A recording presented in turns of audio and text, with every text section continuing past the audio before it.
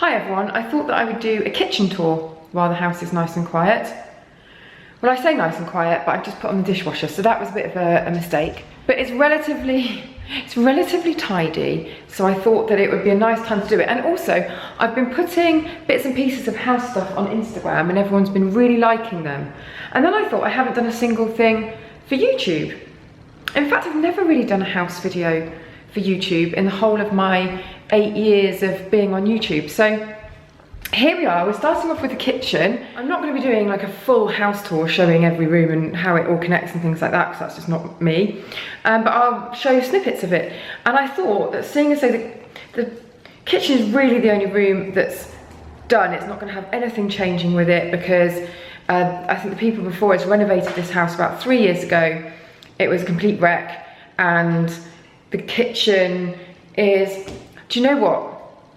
I'm really into modern and mid-century modern stuff, and so this kitchen is a bit of a departure from that for me, but it's like a country style kitchen and it suits the house. You know, it's a sort of grand Georgian country house with big windows and shutters and just all really beautiful, and lots of, look, ornate coving and plasterwork and stuff. So the kitchen suits the house. We're not going to be doing anything to change it. So I thought this is a good place to start, really, isn't it?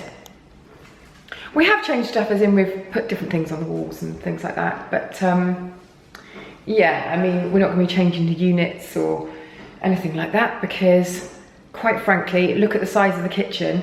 And they're pretty new, like 3 years old, and it's a Neptune kitchen, so it's really nice. So should we get started? Shall I show you around? Let's get started. So if we were coming in from the hall, we'd come in this way. Dining room is behind me. Boot room is in that door around the corner. And that at the back goes to the laundry. So let me just get out of shot. Here we have, it's kind of in two parts, this kitchen. We've got like a breakfast bar part, and then the cooker and everything behind there, and then this is like a big sort of pantry, larder, fridge unit. There's Dexter. Hello Dexter. He didn't come with the house. And then at the other end it's more, we've got a little sort of kitchen table. That's from Ercol. I bought that off eBay. And then we've got sink, dishwasher, all those sort of cleany bits and bobs. And then this is the original dresser, I'm assuming from 1815, which has sort of been refurbished and is very useful for storing all of our crap that we don't actually need in the bottom, and then glasses on top. I am planning on doing better things with this, but let's see what happens. Dun, dun, dun, dun, dun, dun, dun. That's Angelica's little table and chair from IKEA. Nice window here, look. That painting is by my brother, Daniel Crilly. Very talented. Okay, so here's the hub of the kitchen. The oil-fired Aga, which basically makes the whole room, actually it doesn't make the whole room completely boiling, but it heats this little area, so that's good, value for money. This is the oil-fired bit of it, and it's got 2 hot plates. So I don't know whether you've ever experienced Aga cooking before. I think we need my face in for this part, because basically cooking on an Aga or having an Aga, I feel like, I mean, I love it now, but it does feel a bit like taking wads of cash and setting fire to them in the garden or even in the house, because it's on all the time. Depending on what setting you have it on, they're quite expensive to run, I feel. And who needs their cooker on all the time? I mean, it's faintly ridiculous, really, isn't it? So this hot plate is on all the time. Middle of the night, first thing in the morning, 3 o'clock in the afternoon. It's just there, it's absolutely boiling. So you don't have to switch anything on. You just take your pan, lift the thing up. Sorry, I'm drying. I tell you what, it's good for drying stuff, but you know, saves the tumble dryer. Just lift the lid up, stick on whatever you want underneath here, and it starts to cook it. So there's a really, really hot one, and then there's a sort of slightly not so hot one there too. And then underneath we've got 2 ovens. So again, there's a very hot oven, which is sort of, look, I had to buy one of these because It's an oven thermometer. I didn't have a clue what temperature either oven was, and it turned out that they don't know what temperature they are either, because sometimes it's 220 degrees in a top oven, other times it's 140. So trying to heat up a quiche is a complete nightmare. Luxury problems. Anyway, good job. There's this other module which is going to come on, well, it's always on. It's got a gas-fired hob. Now, we aren't on mains gas, or water for that matter, but we've got a little gas canister in the garden and that connects to that. So we've got a gas hob, so when this Arga gets turned off in a couple of weeks' time, because quite frankly, I'm not heating a room that doesn't need heating, we will use this, and it's got electric ovens underneath. So that is really, really handy, I have to say. Don't really know whether you're interested in this, but you know, it's a bit of something that I feel like I should explain to you. And then underneath here, we've got extractor fan and a light, look, ding! So you can see what you're doing. Yeah. One of my favourite things is, where are they? Look, built-in chopping boards and trays. Look, and they just slide into there, which I find really satisfying. But because I don't want to use them, because I don't want to warp them or stain them, they just stay there looking really pretty, and I use my shitty plastic ones. Okay, also, love these cupboards. Look, I would if I could get in it, because I've got my knife rack in the way. So, little sort of spice racky oils cupboard. You can see in there, which is really handy for all of the things you need for when you're cooking. Why on earth it's not in the same place as all the other stuff that you need for cooking, which is the other side of the room, I have no idea. Don't ask me, I didn't plan the kitchen. Then we've got loads of drawers and cupboards, which is really helpful, obviously, because you need those. We've got an extra little sink here, which I assume is for doing stuff like draining pasta, which is what I use it for. What we do want to have here, I don't know why I've suddenly gone so pink, is one of those hot water taps, because we had one in our old house and it was absolutely brilliant. You know, the ones that just have the boiling water? So I think we're going to install one, because I don't like having a kettle. And I find that the hot water taps are really just useful. I don't drink that much tea, to be honest, but it's stuff like rice, pasta, that kind of thing. Okay, so big old unit here, and we've got plates and stuff in there.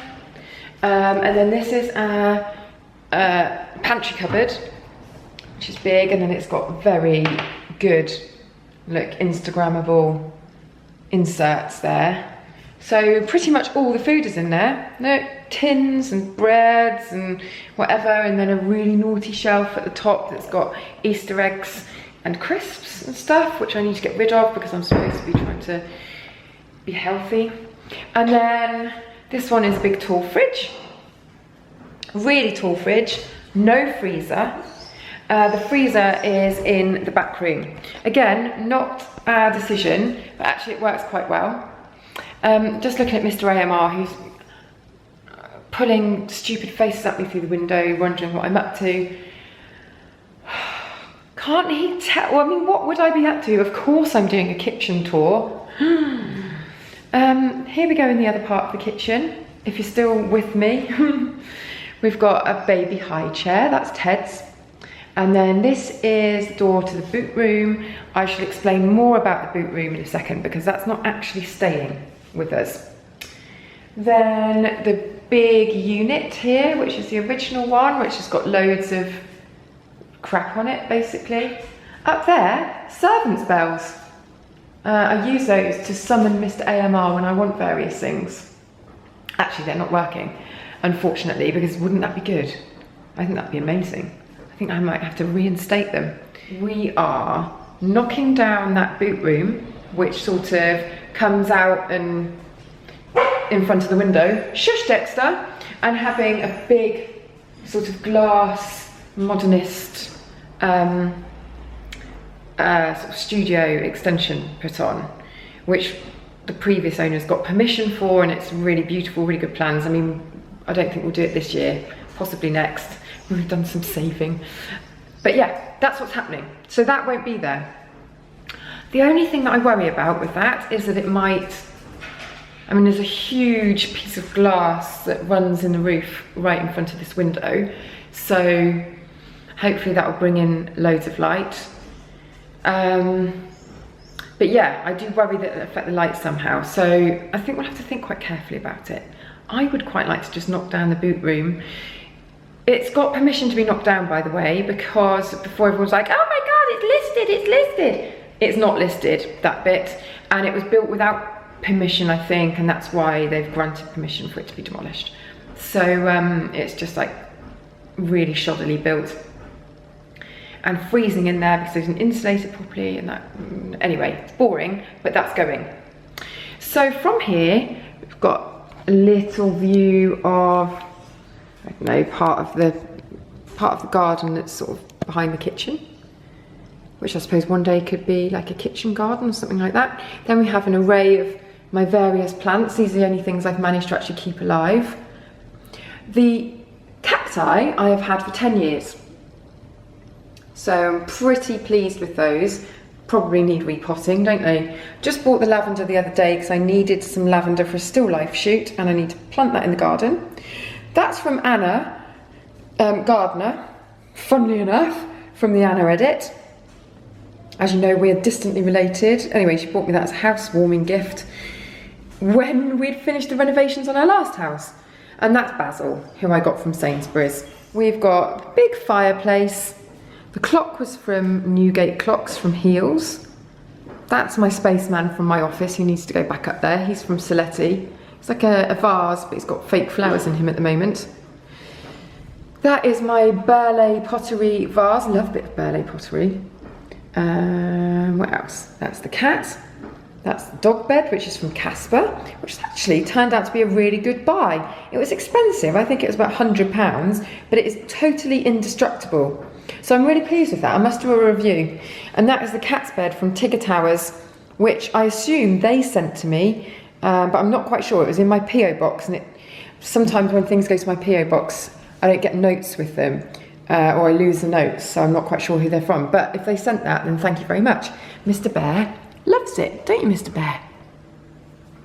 Yes. And then this is the laundry, or utility room to a normal person.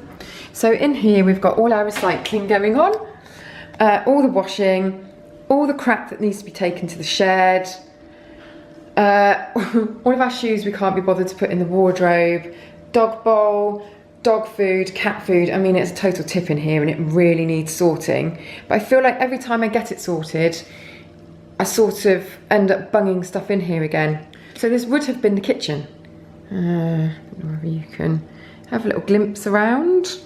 It's got a big old fireplace, which we've got the washing machine and tumble dryer in because that's where they had them, and it's got all the plumbing and stuff for them.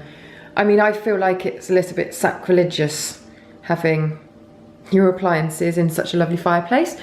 But I think one day I'll probably reconfigure it all and then they'll go somewhere else, like under the units. Because to be honest, all of this is just full of rubbish. It's that age-old thing, isn't it? You just fill the space that you've got. And I think, you know, we've just got a lot of crap. Loads of crap. And it just ends up going in cupboards, when in fact what we should do is just go through it and throw it all away, because we don't ever, do you not have cupboards full of stuff that you just never use? It's ridiculous, isn't it? That's the cat's Mod Cat. Don't know whether you've heard of these, but they're the most brilliant cat toilets. They have to jump in the top. We've had this since he was, well, since we got him, since he was born. They have to jump in the top, which obviously doesn't make much difference, but when they jump back out again, it means that all the bits of cat litter go onto that grid and don't go all over the floor. It's just such a brilliant design. I must do a post about that, really. So that is my kitchen tour. Don't know what else I can say about it, really. This is the breakfast bar that we never ever sit at. Anyone else got a breakfast bar they never use? I just think when you've got a table, it's just so much more comfortable to sit at a table. It's quite nice when you're cooking and someone can sort of sit there and keep you company, but to be quite honest, the people that are sitting there keeping me company when I'm cooking are age 2 and 1, so they sit at the table in their special chairs. Perhaps when they're a bit older, this will get more use. Let me know if you like this housey type stuff and if you want more of it, and I shall do more for you. But for the moment, make sure that you're subscribed and give this video a nice big like for me, and I shall see you next time.